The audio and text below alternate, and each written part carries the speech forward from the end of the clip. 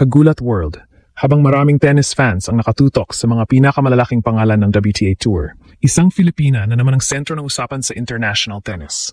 Si Alexandra Ayala. At ngayong gabi, isa na namang malaking pagsubok ang naghihintay sa kanya. Fresh mula sa kanyang historic championship run sa Birmingham, sasabak si Alex sa HSBC Championship sa Queen's Club sa London, kung saan makaharap niya ang veteranang Chinese star na si Shuai Zhang sa round of 32. Hindi ito basta ordinaryong opening round match. Ito ay banggaan ng dalawang magkaibang henerasyon. Sa isang sulok, naroon ang 21 anyos na rising Filipina star na kasalukuyang world number 33 at bagong kampiyon sa grass court.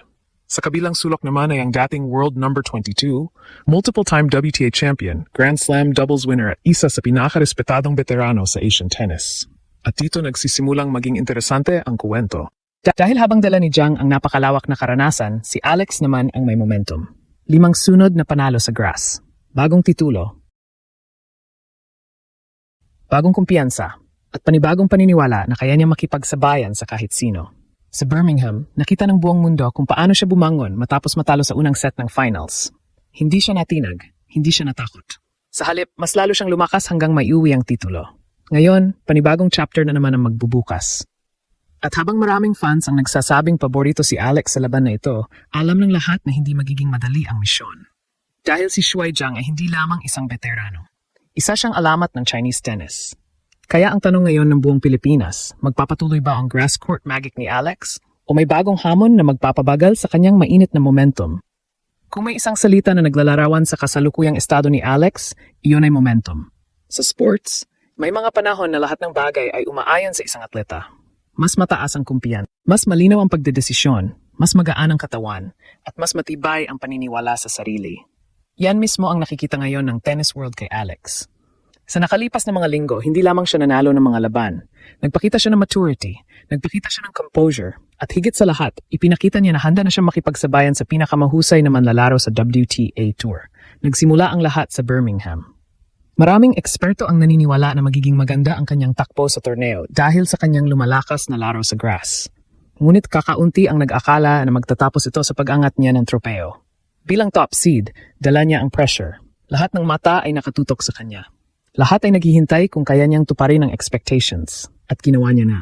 Sa championship match laban kay Nicola Bartonkova, nakita ang tunay na karakter ng isang future star. Natalo siya sa unang set. Nasa alanganin ang sitwasyon. Ngunit sa halip na mataranta, unti-unti niyang binago ang direksyon ng laban. Ang resulta? Isa sa pinakamalaking titulo ng kanyang professional career. At mas mahalaga pa rito, isang malaking pagtalon pabalik sa world number 33. Para sa maraming fans, ranking lamang ito. Ngunit para sa mga sumusubaybay sa kanyang journey, simbolo ito ng isang bagay. Patuloy siyang umaakyat. Patuloy siyang lumalapit sa elite level. Patuloy siyang nagiging bahagi ng usapan kasama ng pinakamalaking pangalan sa women's tennis. Ngayon, wala pang sapat na panahon para magdiwang. Dahil agad siyang haharap sa isang bagong hamon. At ang pangalan ng hamon na iyon ay Shuai Zhang. Maraming kabataang tennis fans ang maaring kilala lamang si Zhang bilang isang veteran qualifier. Ngunit para sa mga matagal ng sumusubaybay sa tennis, ibang usapan iyon.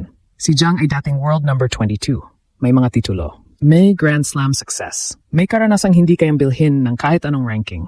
Naranasan na niya ang pressure ng pinakamalaking stadium sa mundo.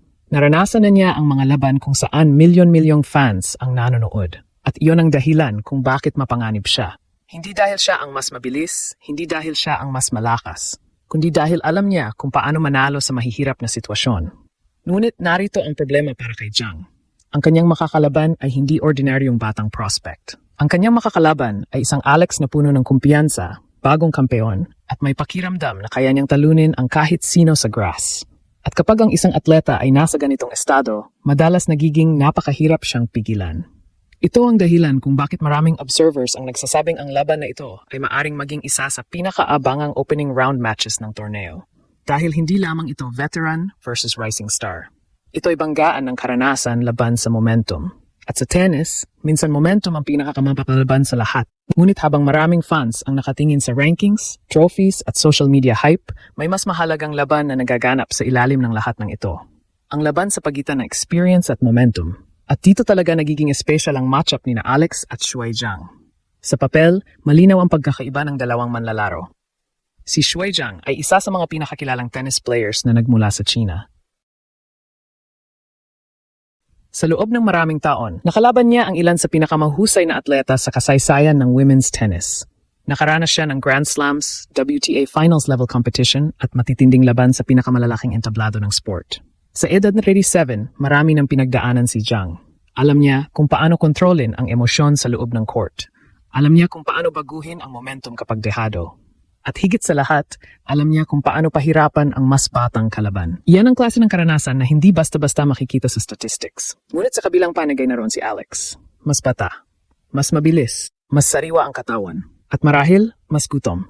Dahil para kay Alex, bawat laban ngayon ay pagkakataon para mas mapalapit sa susunod na antas ng kanyang career. Hindi na siya lumalaban para patunayan na kabilang siya sa WTA Tour. Napatunayan na niya iyon. Ang susunod na misyon ay mas mahirap. Ang makapasok sa hanay ng mga regular contenders sa pinakamalaking tournaments sa mundo. At dito magiging mahalaga ang laban kontra Zhang, hindi lamang dahil sa ranking points. Hindi lamang dahil sa prize money, kundi dahil sa mensaheng maaring ipadala nito sa buong tennis world. Kapag natalo ni Alex ang isang veteranong tulad ni Zhang sa grass court, lalo pang lalakas ang paniniwala ng mga analysts na hindi aksidente ang kanyang Birmingham title run, na hindi ito simpleng magandang linggo lamang. Na isa itong senyales ng isang atleta na papasok na sa panibagong antas ng kanyang career. Ngunit hindi magiging madali ang laban. Isa sa pinakamalaking hamon para kay Alex ay ang pagod. Mula Birmingham hanggang Queen's Club, halos sunod-sunod ang mga laban. Sa grass courts, mabilis ang galaw ng bola. Mas maikli ang rallies, ngunit mas mabigat ang epekto sa katawan kapag sunod-sunod ang kompetisyon. Dito papasok ang kanyang mental toughness. At kung may isang bagay na paulit-ulit nang ipinapakita ni Alex nitong 2026 season, iyon ay ang kanyang kakayahang lumaban kahit nasa mahirap na sitwasyon. Ilang beses na siyang bumangon mula sa pagkakadehado. Ilang beses na siyang nagpakita ng composure sa malalaking puntos. At ilang beses na niyang pinatunayan na hindi siya natitinag kapag tumitindi ang pressure. Kaya naman habang papalapit ang opening match na ito, tumitindi rin ang excitement ng mga fans, hindi lamang sa Pilipinas, kundi sa buong Asia. Dahil bihira tayong makakita ng ganitong kuwento. Isang Chinese veteran na sinusubukang patunayan na kaya pa niyang makipagsabayan. At isang Filipina racing star na sinusubukang ipakita na handa na siyang maging isa sa mga bagong mukha ng women's tennis. Sa huli, maaring rankings ang magsabi kung sino ang paborito. Maaring experience ang pabor kay Zhang. Maaring momentum ang pabor kay Alex. Pero kapag nagsimula na ang unang serve sa Queen's Club, mawawala ang lahat ng prediction. At isang bagay na lamang ang matitira. 2 mandirigma, isang court, at isang pagkakataon para gumawa muli ng kasaysayan. At kung magpapatuloy ang apoy na ipinakita ni Alex sa Birmingham, maaring isa na namang gabi ito kung saan muling sisigaw ang buong Pilipinas. Laban Alex, tapusin mo.